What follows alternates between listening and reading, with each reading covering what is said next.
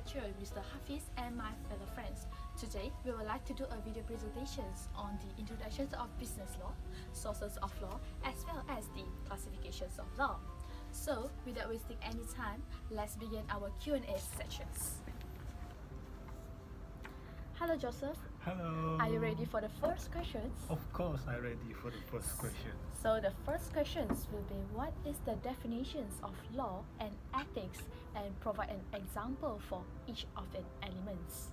The definition of law is it is a system of rule which a particular country or community recognize as regulating the action of its member and which it may enforce by the imposition of penalty. Example of law is don't drink alcohol and drive.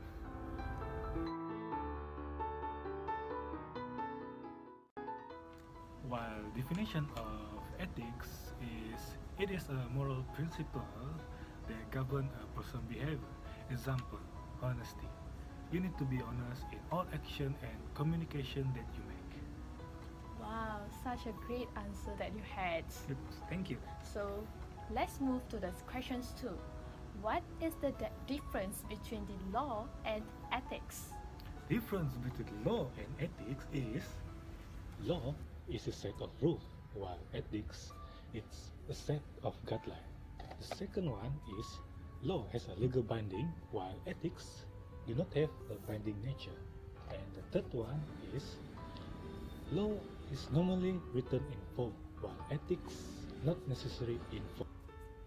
Next, please state 3 sources of law and briefly explain on it. 3 sources of law are: first one is Federal Constitution. It is the supreme law of the land based on Article 4, Section 1 of the Federal Constitution. It means that any law which is inconsistent with the Federal Constitution. The Malaysian Parliament as a legislative body has the capacity to amend or repeal the provision in the Constitution by way of 2/3 majority vote of both houses of Parliament, Dewan Rakyat and Dewan Negara. The second one is State Constitution. It contains provisions which are enumerated in the 8th schedule to the Federal Constitution. Some of the provisions include matters concerning the ruler, the Executive Council, the Legislature, the Legislative Assembly, financial provision, state employees, and amendment to the state constitution. Okay. The third one is subsidiary legislation, also known as subordinate legislation or delegated legislation. A state enactment will give power to the local authority to enact rules and regulations such as parking by law.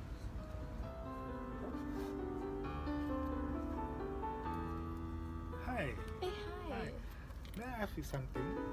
What is the meaning of public law and private law? And can you state the subcategories of public law and private law for me? Yeah, sure. Public law is a law that governs the relationship between governments and citizens. The subcategories of the public law is constitutional law, administrative law, and criminal law.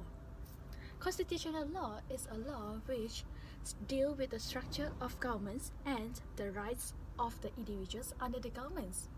Administrative law is a law which regulates the duties and exercise a power by administrative authorities such as federal marketing authorities and so on to against the individual. While criminal law is a law which determines what conduct of punishable by governments. Private law, also referred as the criminal law, and it regulates the relationship between the citizens. Under this law, the legal actions is taken instantly towards the individual. Parties who is commencing into an actions is known as the plaintiff, while the other party who is being sued is known as defendant. The subcategories of the private law include of contract law, tort law, family law, company law, as well as property law. Contract law is an agreement between two people who has a legal capacities to do so.